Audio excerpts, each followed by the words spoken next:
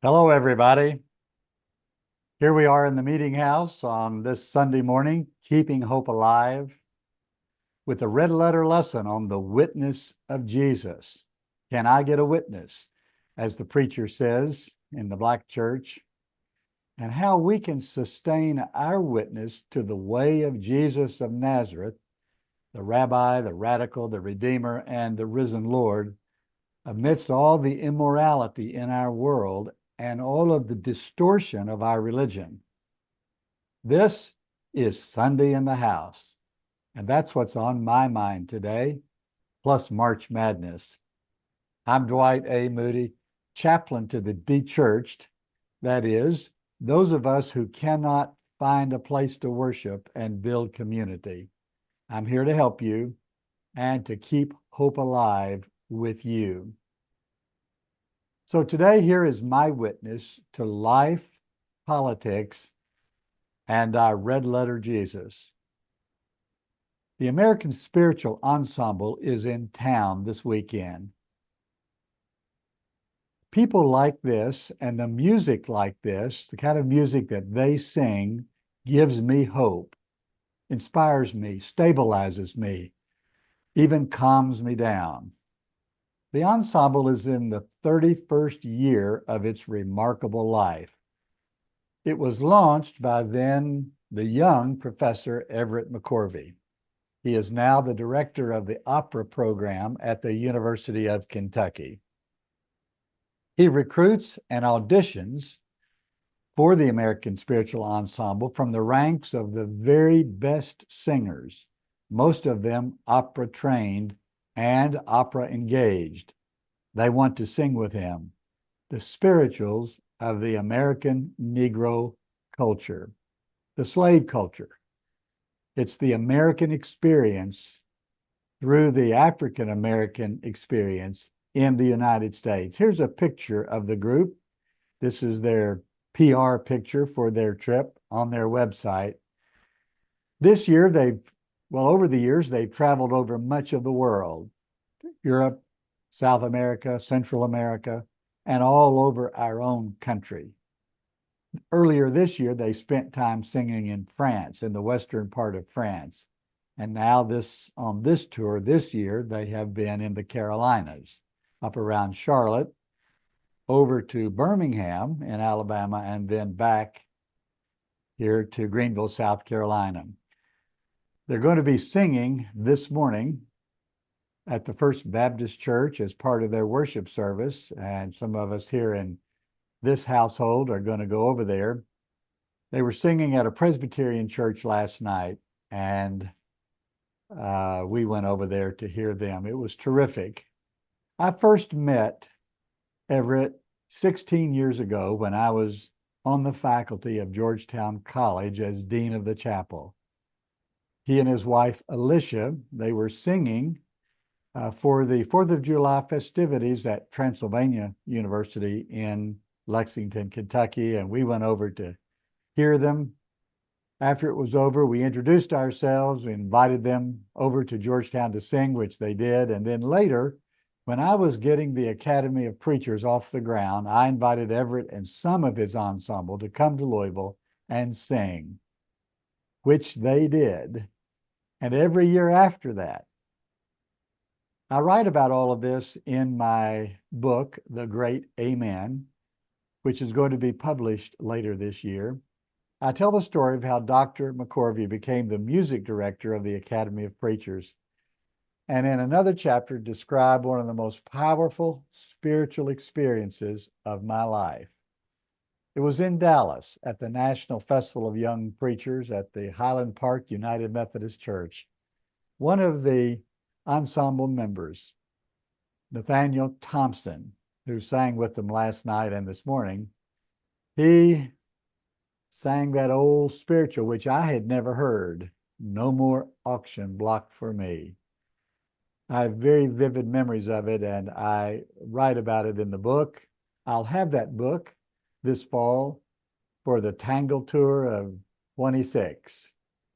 We're going to go to Greenville, Nashville, Owensboro, Louisville, Covington, and Lexington, And we'll be publishing all of the details, all of the events, all of the book signings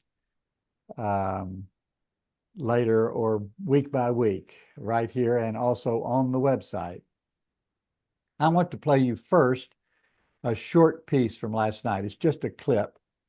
At the end of the broadcast, I'm going to play a longer piece of my friend John Wesley Wright singing, "I Know I've Been Changed." Take a listen to this clip.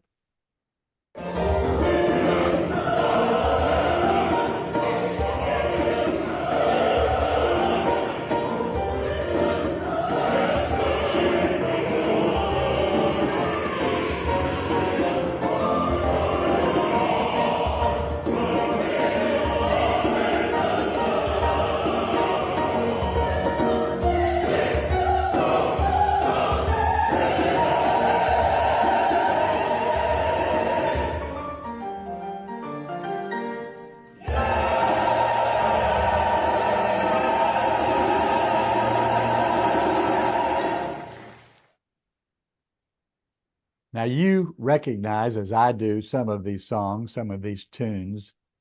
They are powerful because they engage the great moral struggle of our country to break out of its white Christian nationalism and to embrace the Native Americans, the African Americans, the huddled masses from around the world yearning to breathe free, as it says on the Statue of Miss Liberty. And in our day, we're struggling to welcome in the same way the immigrant and the Muslim, the refugee and the scholar, the gay, the lesbian, and the transsexual. This has been the struggle of all Americans, indeed of all people, to look past the differences of color and language and religion and disposition, to see the basic humanity of every person.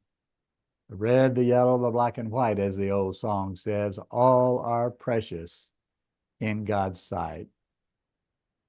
You know, this is a mainstream of biblical religion. Yes, the Bible tells the story of a particular ethnic group, the first known as the Hebrew people, the Abiru, as the old language is. And then as they came to be known as the Jewish people, and that's the way we know Jesus and all of his disciples. But from the very beginning, the Hebrew religion and the Hebrew culture created ways for non-Hebrew people to join their community. And then later, Jesus welcomed the stranger. He included all people in his redemptive work. And then again, in the Acts of the Apostles, the fulcrum upon which the story of the gospel turns is that day on the housetop in Joppa, when Simon Peter saw that vision and heard the voice of God saying, "Do not call unclean what I, the Lord, have called clean." Simon Peter emerged from that transformative experience saying, quote, "I now understand how God is no respecter of persons, that God accepts anyone from every country, every person who fears God and does what is right." And then he goes on to says, "We are witnesses of everything Jesus did and said."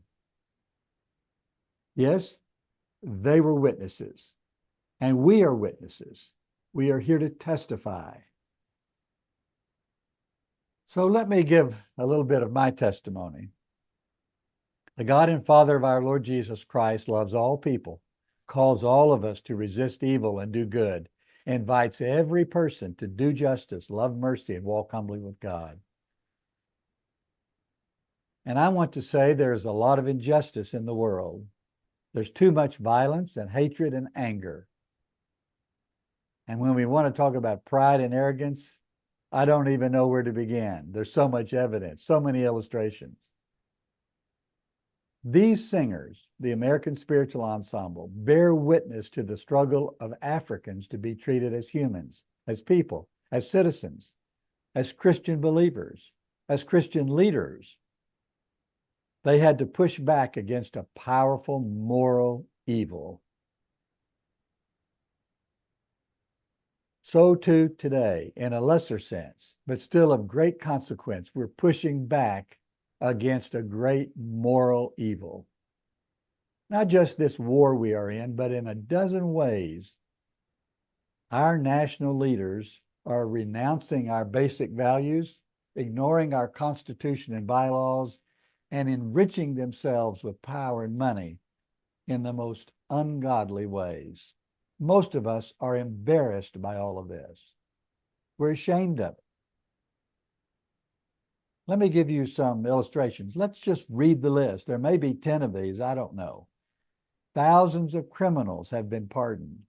Among them are rich white-collar criminals who swindled people out of more than $1 billion so far. They've been pardoned, and they've been freed from making restitution, $1 billion to American citizens.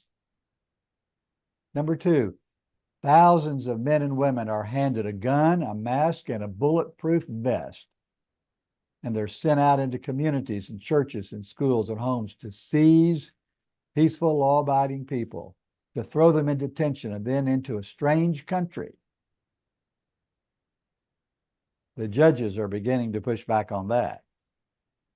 Number three, a few people related by marriage or blood to the most powerful people in our country are traveling at taxpayer expense all over the world.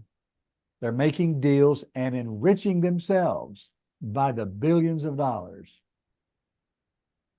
Number four, lawyers of the government, in case after case, are lying to judges, misrepresenting facts and history, and refusing to do what the law and the judges direct. And can I give this personal appeal, this personal story? A friend of mine, I think I mentioned her once before here in the meeting house. She's a lawyer in DC. She's also in a prayer group that I attend. This coming Tuesday, she's going to stand before the Supreme Court. You can listen to it. She's going to argue that the government is breaking the law at every point of entry into our country when they prevent refugees from approaching the office where they can enter an appeal for political asylum. Now, the law of our land says that they must be able to do this. I'll be listening on Tuesday and praying as she represents the refugees from around the world who are coming from violent, war-torn, corrupt, drug-filled countries, trying to get into the United States with all of our problems because they think this is the promised land. Next, unqualified people have been put in place, not to serve the American people, but to destroy the agencies and services that have helped millions of people here and around the world. This started more than a year ago, blowing up things rather than building up things has been the hallmark of our government over the last year. And then there's this. Commanders have sent soldiers all over the world to bomb, destroy, maim, and kill people. Every time I see one of those videos of missiles blowing up a little boat with 2 people on it, I'm embarrassed and I'm angry. And now the entire Middle East is in chaos. Bombs exploding, tankers sinking, people dying, children crying in $1 billion a day war that nobody wanted. And now the president is going to Congress to ask for $200 billion. They blew up all of these services that help poor people here and around the world, but now they want $1 billion a day for a war nobody wanted. And behind all of this, and underneath it, the greatest cover-up in American history is powerful men and women seek to escape the judgment day for the sustained sexual abuse of children and adolescents I'm referring, of course, to the Epstein case. And finally, and this is where it touches me and you, me as a preacher and teacher of the gospel of God, much of all of this has been done with pious language and religious trappings, pretending that God is the source of this death, destruction, of this greed and cruelty. Nothing that has happened has been more dangerous than the distortion of our faith and practice, the invoking of the Prince of Peace to justify war and carnage and greed and power. And none of this is new to you. And there are plenty of preachers out there who love all of it, who are covering all of it with religious language and their conviction that Jesus is leading the way, King Jesus. And I want to say it's easy to become discouraged. It's easy to think this is the way of the future. It is tempting to give up, to resign ourselves to the distortion of freedom, democracy, and the way of Jesus. Voting day is coming, but not soon enough. I want to remind all of you that this coming Saturday, I think it's the 28th, is a No Kings Day. In every city across America, there are going to be marches and rallies, speakers, music. You go find a place. Take a stand. Make a sign. Practice hope. Think hope. Pray hope. Act hope. Keep hope alive.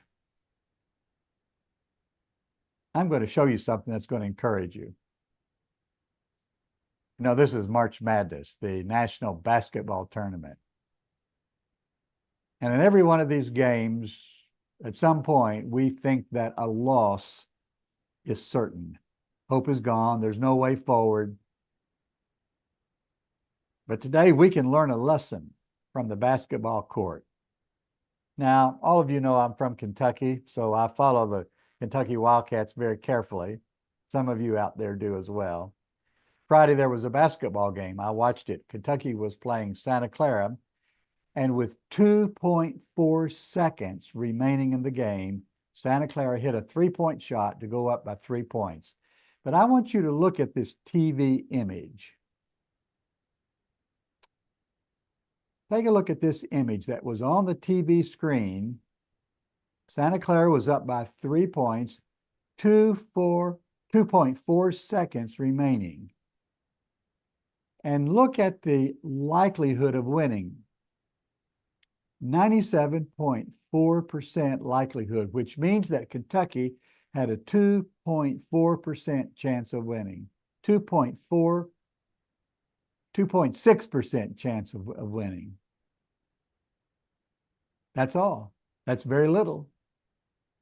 Some of you are in situations where you've got that little hope of coming out good.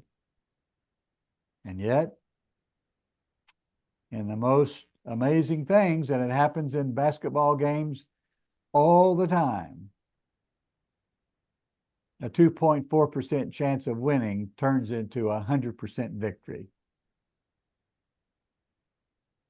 You may have a situation in your life where hope is slipping away. I want to say today, I have 3 friends battling cancer.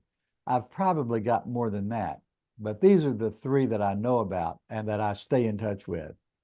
My friend Paul in Texas, he's been battling cancer for 14 years. He's right there at the MD Anderson Clinic. My friend Jeremy in Georgia, he's a minister, was one of my students at Georgetown College, and longtime friend Jill in Virginia. Today, I'm sending to each of them this message of hope. This week, Jeremy's wife, Valerie, posted this on Facebook, and I want to read it for you. After a long medical update, she wrote these words, quote, "That is all I can say, except that when you tell me that you still have hope, I take a piece of it with me. You're passing it to me, so thank you. I will pass it along to Jeremy. I'm discovering that hope, like peace, is meant to be passed." End quote. She's referring, of course, to the ritual in Christian ceremonies called passing the peace, where in a worship service, we turn and greet one another, speak a word of witness, a word of hope, a word of peace. So I'm passing along this hope today. If you need hope today, take it. And I'm passing this along as well. One reader viewer in Indiana wrote me this week. He's a minister, he's retired, often goes out to eat, and sometimes he invites people to pray, strangers. Here's what he does. Take a look. Isn't that nice? He says he regularly has takers, not all the time. He wrote this week about a young couple who saw the invitation, came sit down at his table for prayer. That's one way to be a witness, to be a bearer of hope, to follow in the way of Jesus. Which brings us, as always, to this red letter lesson. We're nearing the end of our attention to the Gospel of John, highlighting Jesus as a witness, as somebody with a testimony. Jesus was constantly bearing testimony to what he was feeling and hearing and thinking, arising out of his relationship with God. Jesus had a strong sense of purpose, of being sent, of being on mission, of giving a word of witness, as they say in the Black church. This is a model for you and me. We don't have the same testimony that Jesus did. He had his and we have ours. He had his relationship with God, which was unique and dramatic and powerful and eternal. But we have ours, our witness, our testimony, which is important, which is powerful, which is timely, which somebody needs to hear. You've heard me say this before. The Black preachers regularly ask when they're preaching, "Can I get a witness?" They mean, of course, can somebody here testify today that God is good, that hope is here, that life is headed toward eternity?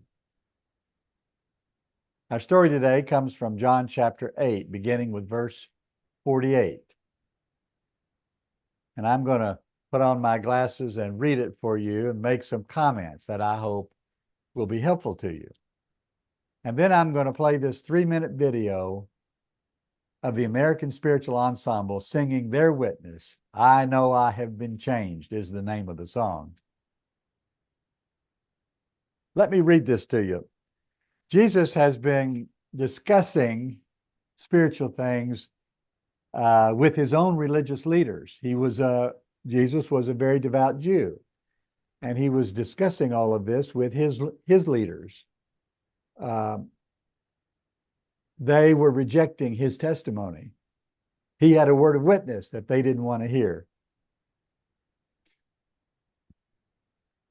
And in the midst of this, I'm going to pick up the narrative in the midst of this tension, this back and forth exchange. The Jewish leaders answered Jesus, "Aren't we right in saying that you're a Samaritan?" That is a slur that groups, including Americans, often use for demographic groups that they want to denigrate. That's what they were doing here to Jesus. "Aren't you a Samaritan? Aren't you demon-possessed?" Jesus replied to them, "I'm not possessed by a demon. I honor my Father, and you dishonor me." We do this all the time to people. We dishonor them. We ridicule them. We denigrate them. We reject their witness. We deny their humanity. We speak slurs to them. We're doing the same thing to our neighbors that the religious leaders did to Jesus. You dishonor me, Jesus said to them. I'm not seeking glory for myself, but there is one, the one who seeks it. And that person, that God, is the judge. Very truly, I tell you, whoever obeys my word, whoever receives my witness, whoever understands my testimony, whoever walks in my way, whoever follows my will never see death. When they heard this, these Jewish leaders, these religious leaders, I think I'm going to use that phrase because this is the temptation of all religious leaders, including religious leaders in our own day. It is the temptation of all religions. We know you're demon possessed now. Abraham died, and so did the prophets. You say that whoever obeys your word will never taste death? Are you greater than Abraham? He died, and so did the prophets. Who do you think you are? You see how they were diminishing and denigrating Jesus. But Jesus replied, if I glorify myself, my glory means nothing. My Father, whom you claim as your God, is the one who glorifies me. Though you do not know him, I know God. If I did not know him, I would be a liar like you.